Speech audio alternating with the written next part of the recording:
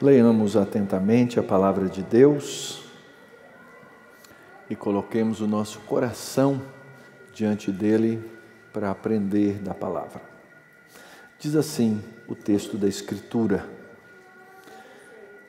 também o Espírito semelhantemente nos assiste em nossa fraqueza, porque não sabemos orar como convém, mas o mesmo Espírito intercede por nós sobremaneira, com gemidos inexprimíveis. E aquele que sonda os corações sabe qual é a mente do Espírito, porque, segundo a vontade de Deus, é que ele intercede pelos santos. Sabemos que todas as coisas cooperam para o bem daqueles que amam a Deus, daqueles que são chamados segundo o seu propósito. Porquanto, aos que de antemão conheceu, também os predestinou para serem conformes à imagem de seu Filho, a fim de que ele seja o primogênito entre muitos irmãos. E aos que predestinou, a estes também chamou, e aos que chamou, a estes também justificou, e aos que justificou, a esses também glorificou. Vamos orar? Senhor, estamos diante mais uma vez da Tua santa e bendita palavra. Palavra inspirada, palavra preservada, e rogamos que hoje, ó Deus, seja palavra iluminada para o Teu povo, para a Tua igreja. Que o Teu Espírito Santo nos abra a mente, nos abra o coração e nos ensine a Tua vontade. E assim, ó Deus, Teu povo seja edificado, Tua igreja cresça em santidade. E que aqueles, ó Deus, que não Te conhecem e não conhecem o poder do Teu Espírito, sejam convertidos e conheçam o Senhor, e conheçam o Teu amor, e sejam, ó Deus, revestidos pela Tua graça, para a honra e para a glória do Teu nome. Que as palavras dos meus lábios e o meditar do meu coração sejam agradáveis na Tua presença, Senhor meu, rocha minha, Redentor meu. Amém. Estamos estudando o livro de Romanos. Os nossos visitantes e aqueles que nos assistem online informam que nós temos feito a exposição desde o primeiro capítulo da carta de Paulo aos Romanos e desenvolvido tema a tema dentro dessa epístola, para que nós possamos crescer no conhecimento do Senhor e no conhecimento do Evangelho de Deus, que é o poder de Deus para a salvação. O apóstolo Paulo faz essa afirmação logo no começo da carta, depois dos primeiros versículos nos quais ele se apresenta, ele diz quem ele é, ele nunca tinha ido à igreja de Roma, então ele precisou apresentar-se àqueles irmãos, e a partir dali o apóstolo então começa a mostrar a necessidade que todos nós temos do Evangelho de Cristo. E uma primeira coisa, queridos irmãos, que estão aqui acostumados a ouvir, que são membros de igreja, que já ouviram a palavra de Deus tantas vezes, nós não podemos nos esquecer que o Evangelho é a boa mensagem e a boa nova pela qual nós fomos salvos, e também é a boa nova pela qual nós vivemos a nossa vida inteira. Então houve um momento no passado, sim, em que nós aprendemos a mensagem do Evangelho, que nós fomos impactados, que nós recebemos a justiça de Cristo pelo poder desse Evangelho, e depois dessas coisas, nós precisamos, durante toda a nossa vida cristã, ser alimentados por esse Evangelho, por essa boa nova de Cristo. Viver o Evangelho não significa meramente pegar o exemplo de alguém e imitar. Não.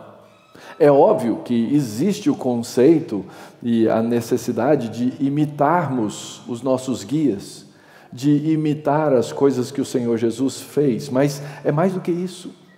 Viver do Evangelho é viver uma vida na qual nós temos a consciência de que todos os dias nós necessitamos, todos os dias nós precisamos dessa graça de Cristo. Esse Evangelho, ele precisa ser pregado aos incrédulos, porque se eles não conhecerem o Evangelho de Cristo, eles têm um fim e uma morte terrível.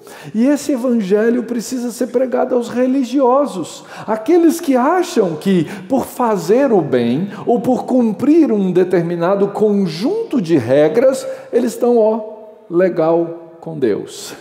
Estou legal com Deus, estou em paz, eu faço, eu vou na igreja no domingo, eu ajudo nisso, eu ajudo naquele outro, eu dou as minhas ofertas, eu dou as minhas contribuições, eu não faço isso, então eu estou bem com Deus. E os religiosos acabam descobrindo que isso não traz salvação. A salvação é pelo Evangelho, e nós não somos salvos por seguir um conjunto de regras, mas nós precisamos sim da justiça, da fé que vem de Cristo. Porque só o crédito da justiça de Cristo é que nos dá paz com Deus, é que nos dá acesso, é que nos dá alegria, é que nos dá segurança. E só quem pode fazer isso por nós é o Filho de Deus, Jesus Cristo. Então deixa eu dizer uma coisa para você que está aqui ouvindo nessa manhã. Se você acha que você está legal com Deus, se você acha que Deus está olhando lá do céu e achando que você é um cara legal porque você faz determinadas coisas, cuidado! Porque a mensagem da Bíblia diz exatamente ao contrário. A mensagem da Bíblia diz com muita clareza que aquele que crê em si mesmo, que aquele que crê na sua própria vontade, que aquele que crê na sua própria capacidade, ele continua morto nos seus pecados. Nós precisamos de Cristo. Uma vez unidos a Cristo, a partir daí nós podemos então andar em santidade de vida. Nós podemos lembrar e reconhecer e saber e afirmar que somos filhos de Deus, que nós podemos clamar, Abba, Pai, e vivemos de uma esperança que é uma esperança diferente. Até mesmo quando tropeçamos, até mesmo quando nós caímos, até mesmo quando a vida é dura. E eu quero dizer para vocês uma coisa: a vida é dura. O mundo no qual nós vivemos é um mundo de pecado. E nós estamos cercados de um mundo de pecado, e nós estamos cercados de um mundo de gente pecaminosa, e nós estamos cercados de um mundo que carece da verdade de Deus, que não torna as coisas fáceis para nós. Se porventura você ouviu aquela mensagem do Evangelho, e tem muita gente dizendo que isso é Evangelho, olha, venha, conheça Jesus Cristo e sua vida vai ser, joinha. A má notícia para você é que esse não é o verdadeiro Evangelho. Não existe vida cristã sem luta. Não existe vida cristã sem lágrimas. Não existe vida cristã sem dificuldades. Nós estamos num mundo de pecado, temos a garantia de que o maligno não pode nos tocar, mas no mais, nós estamos debaixo das mesmas circunstâncias que o mundo está. Nesse mundo, nós seremos enganados. Nesse mundo, nós seremos defraudados. Nesse mundo, nós seremos roubados. Nesse mundo, nós vamos ter sofrimentos. E aí os romanos começaram, e Paulo faz isso, de maneira hipotética, levantando um interlocutor. E os romanos começaram a perguntar assim: mas Paulo, que graça tem essa vida? Como é que eu vou viver essa vida? E o último texto que nós estudamos, o apóstolo Paulo fala o seguinte: quando você estiver nessa situação, você lembra de uma coisa: a glória por vir supera de maneira incomparável os nossos sofrimentos do tempo presente. E você vive então dessa gloriosa esperança nesse Deus gracioso, nesse Deus soberano. E então começa a cair a nossa ficha de que nós vivemos num mundo de pecado. Aliás, o apóstolo Paulo diz que a natureza, que por causa do pecado do homem tornou-se maldita, geme com gemidos inexprimíveis, aguardando a uma expectativa de redenção da natureza. Essa mesma expectativa de redenção é essa nossa, versículo 23 do capítulo 8, igualmente nós gememos em nosso íntimo, aguardando a adoção de filhos, a redenção do nosso corpo. Isso refere-se à nossa natureza, isso refere-se ao nosso corpo mesmo. Nós aguardamos uma redenção. Essa carcaça velha aqui, irmãos, ela está se acabando.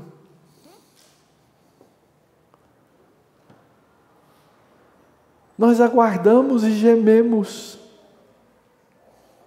Só que muitas vezes nós nos encontramos em situações na vida cristã que nós não sabemos lidar com ela. Aliás, exatamente esse é o primeiro ponto do apóstolo Paulo aqui nesse trecho que vamos estudar. Ele chega a dizer que nós não sabemos sequer como orar.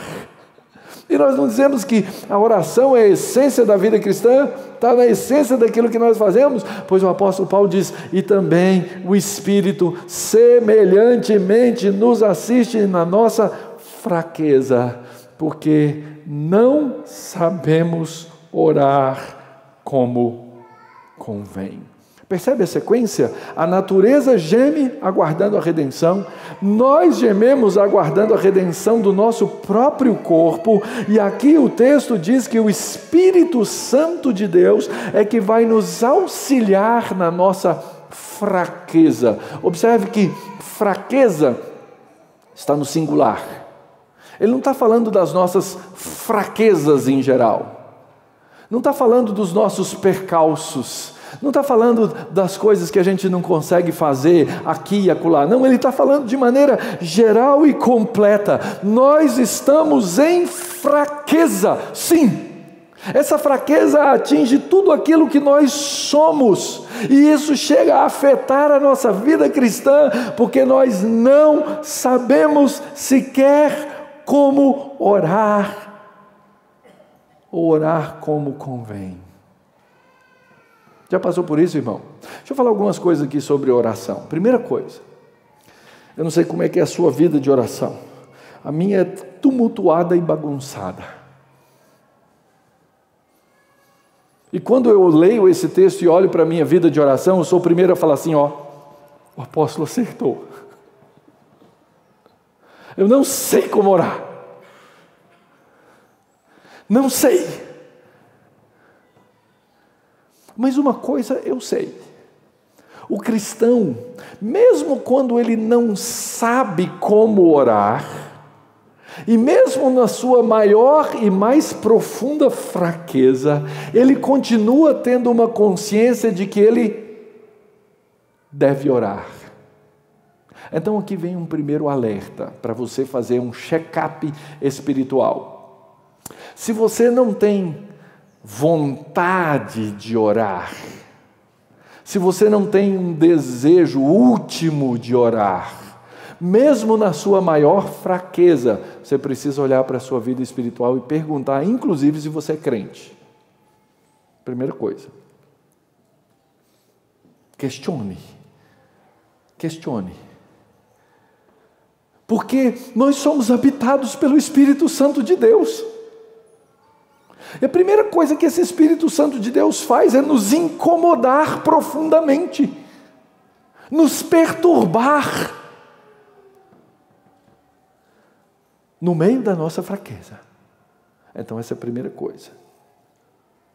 Você tem que ter vontade de orar, mesmo que você não consiga orar, e mesmo que você não saiba como orar.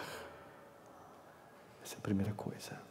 Segunda coisa, nessa fraqueza, nesse estado geral no qual nós vivemos, antes da nossa glorificação, porque o texto diz que nós seremos glorificados com Cristo, nós temos momentos na vida que não sabemos o que dizer para Deus.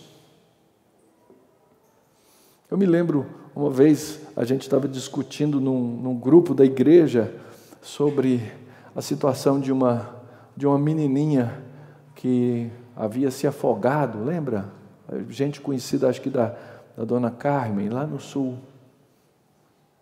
E uma das discussões que a gente teve era: como é que a gente deve orar nessa situação, pastor? A gente ora para Deus curar ou a gente ora para Deus levar? Você sabe a resposta? Eu não sei. Deus abre algumas coisas diante de nós que nos deixam perplexos. E a gente não sabe o que fazer diante daquela situação. A gente não sabe para que rumo ir. Estou doente. Deus, me cura ou me leva? Nossa primeira resposta sempre qual é? Me cura. Aliás, tem gente que é da chamada confissão positiva, que ia dizer para mim o quê? Pastor, o senhor é derrotista, porque Deus prometeu que ia curar. Então você tem que fazer Deus te curar. Ele tem que honrar aquilo que Ele prometeu. Cuidado, muito cuidado. Porque você não conhece a mente de Deus. Você não conhece os planos de Deus. Você não conhece a direção da história que Deus está aplicando. E você não pode obrigar Deus a fazer nada. Há um desses famosos teleevangelistas americanos, eu ouvi especificamente de um, mas sei que vários outros repetem essas baboseiras, esse lixo que é falado por aí, no qual ele dizia assim: você precisa parar de fazer essa oração derrotista, seja feita a tua vontade. O cara estava chamando Jesus de derrotado, e disse que estava falando em nome de Jesus. Um cara desse não pode ser crente sequer, porque o Filho de Deus encarnado disse para o Pai: Pai, seja feita a tua vontade. Você lembra a situação que Jesus falou isso? Lembra? Ele percebeu que estava diante da morte. E o que Jesus perguntou para o Pai? Pai, eu estou com medo, eu não quero passar por isso não. Pai, é possível afastar de mim esse cálice? E o cálice a que Jesus se referia era o cálice da ira de Deus que seria derramado sobre ele. Ele falou com o Pai, ele perguntou para o Pai: Pai, é possível afastar de mim esse cálice? E a resposta do Pai foi: não. Então, Pai, seja feita a Tua vontade. Seja feita a Tua vontade. Querido, você vai passar por situações na vida em que você não vai saber como orar. Nessa hora você precisa lembrar disso. Olha só o que o apóstolo Paulo diz na segunda parte do versículo 26. Mas o mesmo Espírito intercede por nós sobremaneira, com gemidos inexprimíveis. É uma ideia estranha, não é não? Porque afinal de contas, se eu estou com dor, eu vou gemer, né? A natureza, o apóstolo Paulo já disse, ela geme também. Mas o Espírito gemer? O Espírito gemer? Como é que funciona isso, pastor? O que será que esse texto quer nos dizer? Eu acredito que o que está encapsulado aqui no conceito é uma solidariedade. Esse Espírito de Deus, que ouve os meus gemidos, porque eu não sei como orar, ele pega esses gemidos e ele traduz diante de Deus, sabe por quê? Porque Deus entende Deus. O Espírito Santo de Deus é absolutamente compreendido pelo Deus Pai. E Ele sabe o que eu preciso. Como Ele sabe o que eu preciso. Como Ele sabe das minhas carências. Como Ele sabe das minhas fraquezas. Como Ele sabe da minha grande fraqueza geral. E é por isso que Ele sonda o coração. Deus sonda o coração. Ele sabe, Ele conhece a mente do Espírito. Ele sabe a vontade de Deus. E o Espírito de Deus intercede por você, querido, que é filho de Deus. Ele intercede por mim. Ele intercede pela igreja.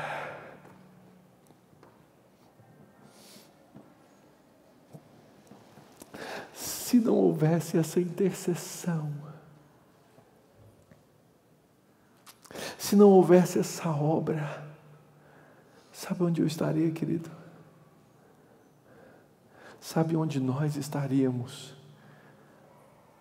Nós estaríamos caminhando rumo ao inferno e à morte. Lembra lá do texto de Jesus falando com Simão, no Evangelho de Lucas, no capítulo 22? Jesus vira-se para Pedro e diz assim: Simão, Simão, eis que Satanás vos reclamou para vos peneirar como trigo. Eu roguei por ti, para que a tua fé não desfaleça. Pois quando te converteres, fortalece os teus irmãos. Eu não sei como orar, mas eu tenho um intercessor perfeito, que sabe o que eu preciso. Lembra do apóstolo Paulo? O apóstolo Paulo diz a Escritura, ele mesmo narra, diz que ele recebeu um espinho na carne. Um espinho na carne, a gente não sabe o que é. Tem gente que diz que era o problema da vista, não sei se uma fraqueza do coração, há quem diga que tenha sido a sogra, não sei. Mas o fato é que ele sofreu com um espinho na carne. E ele diz assim: por causa disso, 3 vezes pedi ao Senhor que o afastasse de mim. E então ele me disse: a minha graça te basta, porque o poder se aperfeiçoa na fraqueza. O poder de Deus se aperfeiçoa até na nossa incapacidade de orar como convém. Nossas orações, queridos, elas envolvem as 3 pessoas da Trindade. Elas ouvem o Pai que ouve, e elas envolvem o Filho que é o intercessor, e elas envolvem o Espírito que nos auxilia e que traduz. Então, terminando essa primeira parte, fica a minha pergunta: você tem vontade de orar? Esse é um grande teste no seu coração, porque a sua vontade de orar é um indicativo do seu estado espiritual. Veja bem, eu não estou dizendo você consegue orar, eu não estou dizendo você consegue manter um horário de oração, eu não estou dizendo você consegue orar por 5, 10, 15, 20 ou 30 minutos ou 1 hora, não estou dizendo nada disso. A minha pergunta é outra: você tem vontade de orar, mesmo quando a situação e o seu estado de fraqueza é o pior possível? Porque se você não é incomodado pela oração, pode ser que você seja um religioso que precisa da conversão. Essa é a primeira lição do apóstolo Paulo. Segunda coisa, o apóstolo Paulo vai nos dizer no versículo 28, continuando, observe bem, o texto diz assim: também o Espírito semelhantemente nos assiste. Agora ele começa dizendo no verso 28, nós sabemos, é um argumento sequencial, ele está seguindo a sequência do anterior. E ele afirma, nós sabemos que todas as coisas cooperam para o bem daqueles que amam a Deus, daqueles que são chamados segundo o seu propósito. Tem gente que ama esse texto, mas não gosta do resto. A gente usa esse texto de forma muito relaxada. A gente vê uma pessoa sofrendo e a gente diz: não, irmão, todas as coisas cooperam para o bem daqueles que amam a Deus. E a gente dá a entender a essas pessoas que no final das contas tudo vai acabar bem. Bom, existe um sentido que é verdade. Mas a impressão que a gente dá é o seguinte: olha, você está com a dor no pé? Lembra que todas as coisas cooperam para o bem daqueles que amam a Deus. Então você vai ficar sem dor no pé. Existe essa garantia na Bíblia? Não existe. Tem muita coisa que a gente não entende por que acontece, quando acontece, como acontece. E que no final da história a gente diz assim, lá na frente a gente vai entender por que Deus fez isso, mas a gente tem essa esperança aqui nessa terra. Vou dizer para você, não funciona desse jeito. Sabe por quê? Porque se você olhar para a história do apóstolo Paulo, você vai descobrir como ele morreu. Se você pegar a história dos discípulos, você vai descobrir como é que eles morreram. Você vai ver o sofrimento e a dor. Quantos cristãos não morrem por dia nas situações mais difíceis e complicadas da face da terra? Quantos cristãos não são perseguidos e no fim são mortos por causa da sua fé? Então, primeira coisa, sabemos que todas as coisas cooperam para o bem daqueles que amam a Deus. Não significa que no final você vai ser rico, não significa que no final você não vai ter perseguição, não significa que no final você não vai ter doença, não significa que no final você não vai sofrer, não significa que no final você não vai ter lágrimas. Essa promessa não existe na Bíblia. Não existe. Segunda coisa que é importante, eu não sei se a melhor forma de abordar o texto é como a nossa tradução nos aponta. Porque o sujeito são as coisas, né? Então a gente fica com aquela ideia na cabeça assim, de que no final das contas as coisas vão se embaralhar, não é? Mas eu acredito que o sujeito da oração é Deus. É Deus quem faz todas as coisas. É Deus quem ordena todas as coisas. É Deus quem escreve toda a história. É Ele que orienta todas as coisas para que elas tenham um fim conforme a vontade dEle. E a vontade dEle é boa, perfeita e agradável. Qual o exemplo máximo disso? Esse texto no Antigo Testamento. Está lá em Gênesis, capítulo 50, versículo 20. O final da história de José. Vocês lembram da história de José? Nós já expomos toda a história de José. José foi perseguido pelos irmãos. José era um rapaz complicado, orgulhoso. Foi parar no Egito. Deus o abençoou. Ele se tornou um grande homem no Egito depois de várias perseguições. E você fala assim, pastor, então é isso. No final das contas, o que Deus tem preparado para a gente é uma vida igual a de José. A gente sofre no começo, mas no final, vou acabar governador do Egito. É isso? Não é. Não é isso.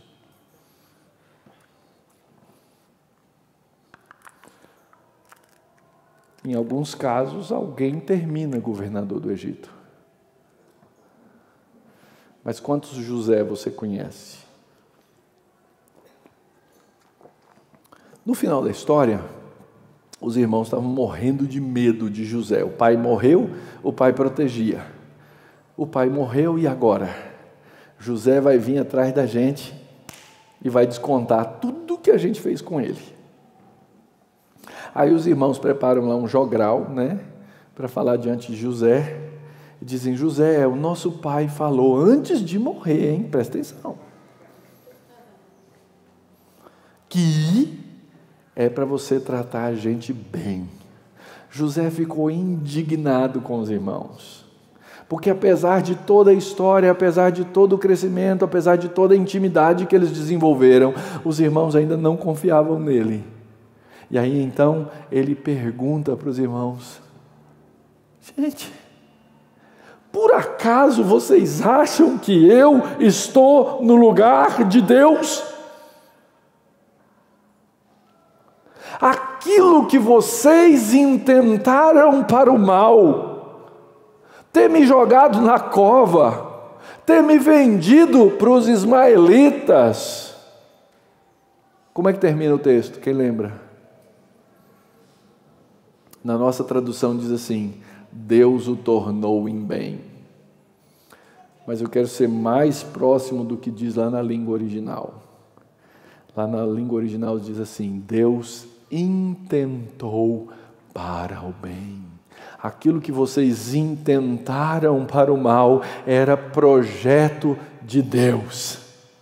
A mesma ideia e o mesmo conceito vai aparecer no discurso de Pedro lá em Atos. Quando ele está pregando e ele vira para os varões israelitas e fala assim, olha, vocês mataram o Senhor, vocês são responsáveis. Mas quem mandou fazer esse negócio todinho foi Deus. Então nós precisamos entender, primeira coisa, que todas as coisas cooperar para o bem, não é essa ideia popular de que no final tudo vai dar legal. Um dia alguém vai adoecer e vai morrer. E você não vai poder impedir. E ainda assim, todas as coisas continuam cooperando para o bem. O bem de quem? Olha só o que o texto diz. O bem daqueles que amam a Deus. No verso 29 e 30 ele vai dizer quem são essas pessoas. Mas o fato é que aqueles que aprenderam a amar a Deus, porque primeiro foram amados por Ele, começam a olhar para a história e a confiar em Deus e a dizer, Senhor, ainda que eu não entenda o sentido do que está acontecendo comigo agora, eu confio no Senhor e eu confio nos teus maiores propósitos, mesmo no meio de qualquer dificuldade.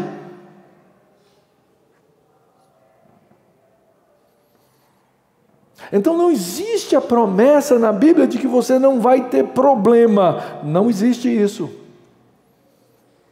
Não significa que se você orar de um determinado jeito, você vai se livrar do problema. Não existe isso na Bíblia. Existe uma teologia que foi muito popular na década de 80, 90, nos anos 2000, quando eu estava no seminário, já era popular, de um autor que ele dizia o seguinte, ele ensinava, foi um livro que explodiu aí, ele dizia o seguinte: você ao orar, você tem que ser específico. E o exemplo que eu lembro era que ele dizia o seguinte: você pode orar para Deus e pedir uma bicicleta. Mas se você não pedir uma bicicleta da cor que você quer, vermelha, não vai acontecer. Gente, você ouve essa pregação nos púlpitos por aí, você ouve essa pregação nas televisões por aí, você ouve essa pregação nos rádios por aí. E veja só, se eu ia pedir uma bicicleta, quem ia pedir uma bicicleta era o Weber, eu não. Eu ia pedir uma BMW. Chumbo, se alguém queria saber. Eu gosto. A vida não é assim. A vida cristã tem problemas. A vida cristã inclui os sofrimentos. E muitas vezes, na hora da dor, a gente vai dizer assim: nada de bom pode sair disso, e eu tenho a garantia da palavra de Deus dizendo que não. Que Deus tem um propósito para aqueles que o amam, mas o oposto é verdade. Aqueles que não amam a Deus, o sofrimento deles tem um outro propósito.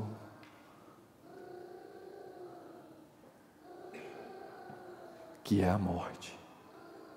Não aprendem com Deus, se revoltam com Deus.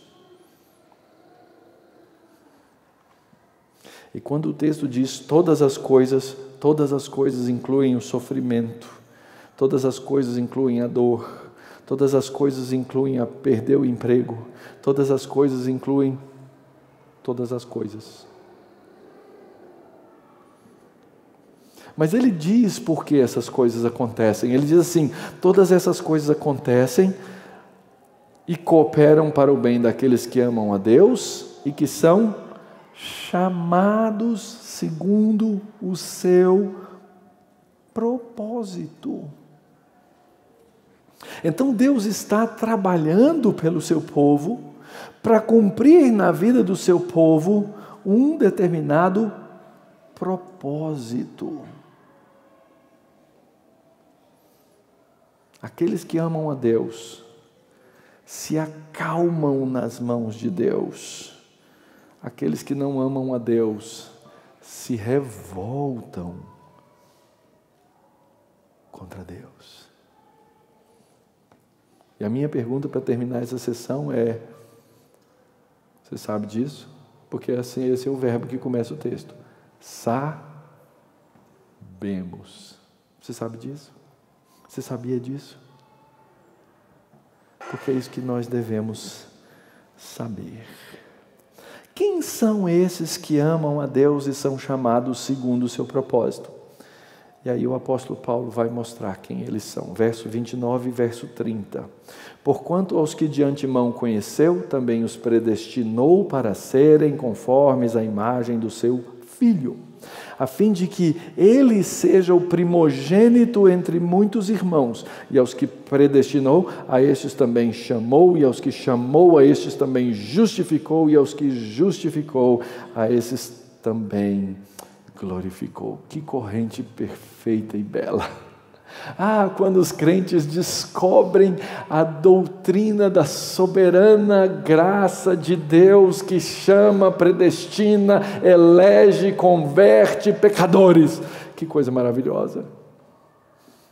Esse conjunto das doutrinas da graça de Deus que nos convence desse poder confortador, soberano, que nós somos alvo nessa gloriosa corrente de coisas que são maravilhosas. Quem são então aqueles que amam a Deus? Primeiro, o apóstolo Paulo diz ou fala a respeito daqueles que Deus de antemão conheceu. Essa palavrinha conhecer, na Bíblia, em vários lugares, ela não significa saber antes. Tem gente que olha, Deus já sabia. Deus é onisciente, Ele sabe de todas as coisas. Deus lá na eternidade olhou para o ano 1964, quando eu nasci, dia 22 de outubro, e Ele sabia que ia nascer um Mauro, gente boa, cara legal, que ia ser um crentaço. Foi boa tosse, Washington.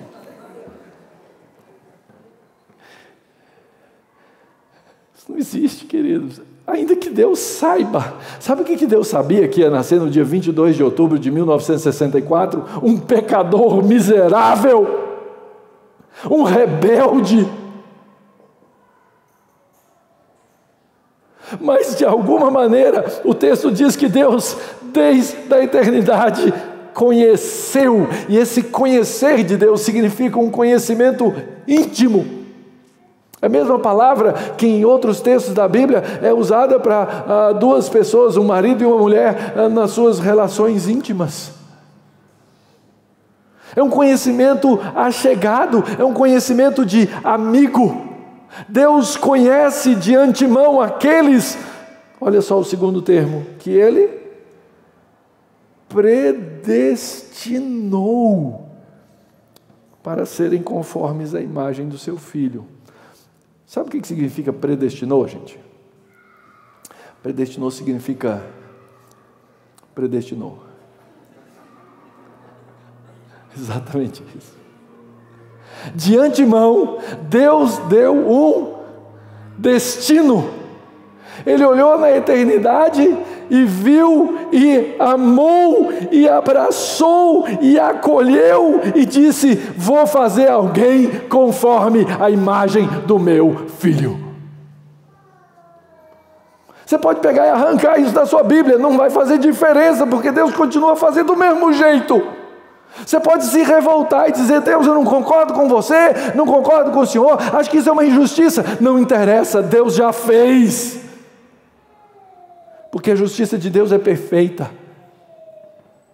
Então, essa doutrina, ela é uma doutrina santa, sim. Aqueles que Deus conheceu com o seu amor profundo, Ele predestinou. Eu quero falar 5 coisas inegáveis, ou algumas coisas inegáveis a respeito da doutrina da predestinação, que nós não podemos esquecer, que são coisas comuns ditas por aí. Algumas pessoas falam assim: mas então o indivíduo não é responsável? Eu sou responsável, sim, diante de Deus. Ele me fez responsável por causa da eleição e da predestinação dele, para eu crescer e me tornar a imagem do seu Filho. Eu fui predestinado para isso. Essa é a primeira coisa. Então, se você encontra um indivíduo que diz assim: eu já fui predestinado mesmo, então eu posso viver do jeito que eu quiser, posso viver em pecado. Cara, esse indivíduo não é crente. Esse raciocínio, ele é falaz, ele é mentiroso, ele é demoníaco, por assim dizer. Algumas pessoas dizem assim: a doutrina da predestinação alimenta arrogância. Afinal de contas, os indivíduos se dizem: eu sou um eleito de Deus, e porque eu sou um eleito de Deus, agora eu sou importante. Queridos, se alguém, por causa da doutrina da eleição, se vangloria diante de Deus, não entendeu a doutrina de jeito nenhum. Não existe coisa mais humilhante do que a doutrina da predestinação. Sabe por quê? Porque ela me coloca no meu lugar. Eu não tinha nenhuma condição, eu não tinha nenhum qualificativo, eu não tinha nenhum atributo que pudesse ser usado a meu favor para que eu fosse salvo, mas Deus me conheceu de antemão e me predestinou para ser parecido com Jesus, o Filho dele. Outros dizem, cuidado, essa doutrina da predestinação é perigosa, porque ela gera insegurança nas pessoas. Por quê? Porque o indivíduo passa a vida inteira dele perguntando assim, será que eu sou eleito? Será que eu sou predestinado? Será que eu não sou predestinado? Deixa eu falar uma coisa, o incrédulo, ele não está nem aí se ele é predestinado ou não. Ele não está nem aí com Deus. Você pode explicar para o incrédulo a doutrina da predestinação e ele vai dizer, não estou nem aí, não quero saber disso. Eu não acredito em nada dessas coisas, não acredito nesse Deus. Agora, se porventura você tem uma dúvida se você é predestinado ou não, isso é bom. É bom porque significa que você tem uma preocupação que Deus plantou aí no seu coração, que Deus plantou aí na sua mente, e com o tempo e com a graça, Ele confirma isso nos seus filhos. A igreja vê isso, sabe por quê? Porque à medida em que nós crescemos, nós começamos a nos parecer com o nosso irmão mais velho, com Jesus. Nós crescemos para ser como Ele, para sermos conforme a imagem do seu Filho. Outras pessoas negam a doutrina da predestinação, dizem, olha, cuidado com essa doutrina, hein? Porque ela gera apatia. Afinal de contas, se a salvação é todinha por conta de Deus, não é nossa, então, o que eu preciso fazer? Eu já ouvi esse argumento muitas vezes. Quando a doutrina da predestinação ela é falsamente usada, ela pode sim gerar isso. Mas quando ela é verdadeiramente entendida, ela faz exatamente o contrário. Ela me dá uma convicção do que eu não sou por mim mesmo e daquilo que eu devo ser por causa do Filho de Deus. Então, se você perguntar assim, Mauro, qual é a coisa que você mais quer? Eu quero ser parecido com Jesus, o meu irmão mais velho. Outros levantam sobre a doutrina da predestinação, que a doutrina da predestinação, afinal de contas, ela não estimula a evangelização. Afinal de contas, pensa comigo. Se Deus predestinou, tudo que Deus predestinou vai acontecer. Se tudo que Deus predestinou vai acontecer, para que eu vou evangelizar? Na hora certa, no tempo certo, Deus vai fazer o quê? Vai salvar os eleitos dele, está tudo resolvido, eu posso ficar em casa assistindo futebol, posso ficar deitado em berço esplêndido, eu posso fazer todas as coisas que eu quero, não preciso preocupar com missões, com evangelização, com nada. Não existe nada mais mentiroso do que isso. Sabe por quê? Porque eu sei da eleição, e eu sei que aqui estão os eleitos, e eu sei que aí nessa porta da rua passam os eleitos, e quando eles passam, eles ouvem um chamado de Deus, e Deus os salva, e Deus disse, Ele nos comissionou para isso. E eu quero ser parte daquilo que Deus está fazendo. Nós lemos aqui a oração de Daniel, não é? Daniel podia ter cruzado os braços. Ali no profeta Jeremias, que os 70 anos chegaram. Vou sentar aqui na minha cadeira, cruzar minhas pernas e vou esperar chegar. Não. O que Daniel fez? Ele orou. Nós somos aqueles que, tendo entendido a doutrina da eleição de Deus, podemos orar pelos não convertidos. Já pararam para pensar nisso? Aquele que não acredita na eleição de Deus, que não é Deus que age primeiro, que não é Deus que faz primeiro, ele não pode orar pelo incrédulo. Ó Senhor, converte as pessoas que moram aqui nessa rua. Que incoerência! Se Deus não pode fazer nada antes do indivíduo tomar o primeiro passo, para que eu vou fazer essa oração? Não faz o menor sentido. Agora, porque eu sei que Deus salva, eu posso orar aqui hoje e dizer, Senhor, se tem um eleito teu aqui hoje e ele não crê, salva! Porque Deus salva. E não há nada mais belo do que ver aqueles que vivem nas trevas e são os eleitos de Deus, predestinados por Deus, saírem das trevas para a luz. Que coisa linda! Que coisa maravilhosa ver o poder de Deus agindo, queridos. E assim Deus faz. A doutrina da eleição, queridos, ela promove humildade, não arrogância. Ela promove segurança, não preocupação. Ela promove responsabilidade, não apatia.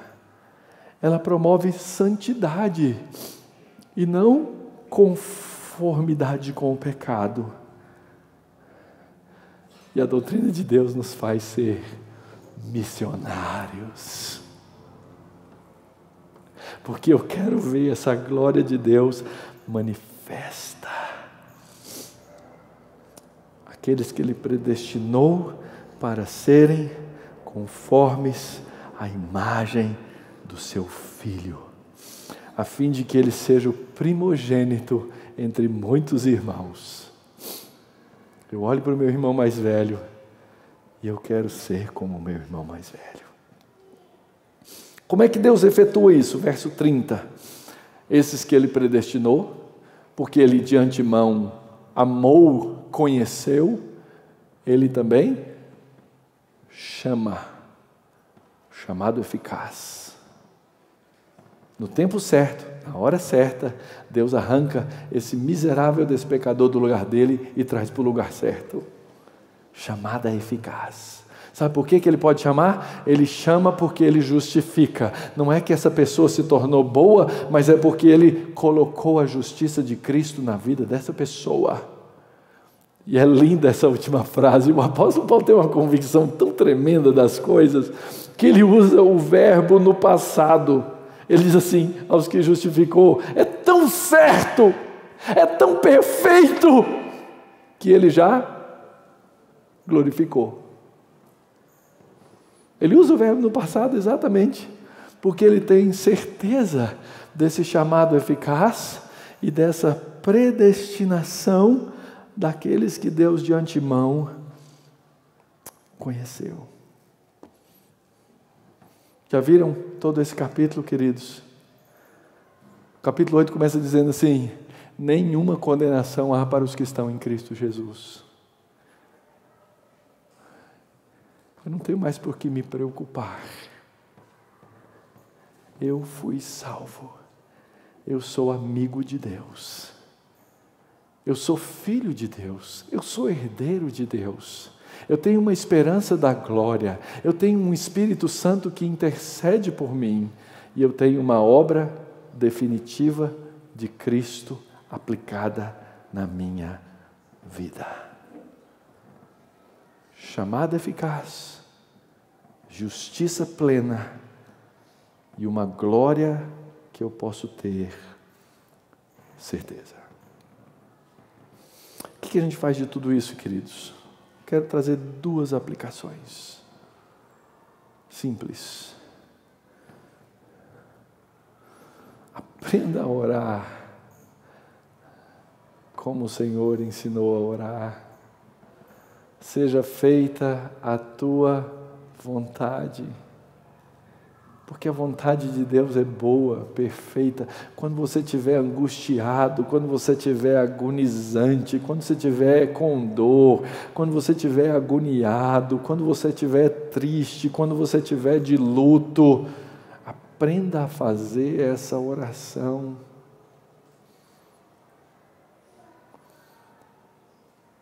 Mesmo sem conhecer qual é a vontade exata de Deus.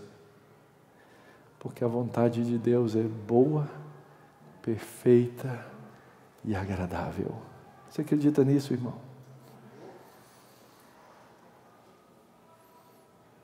Você precisa acreditar nisso. Aprenda a orar. Se por acaso a oração não é um assunto que te incomoda, pergunte a Deus, fale com Deus. Deus, o que está acontecendo comigo? Porque a oração é algo que tem que marcar o nosso coração. Eu já falei para vocês, às vezes as pessoas olham para o pastor e falam assim, esse é o pastor que eu queria, um homem de Deus, um homem de oração. O seu pastor gasta horas por dia orando. Mentira. Eu tenho que lutar com Deus para orar. Eu tenho que brigar com Deus para orar.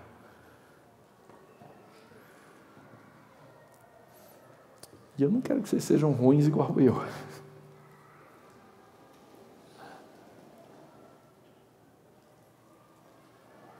Orem. Orem diante do Senhor.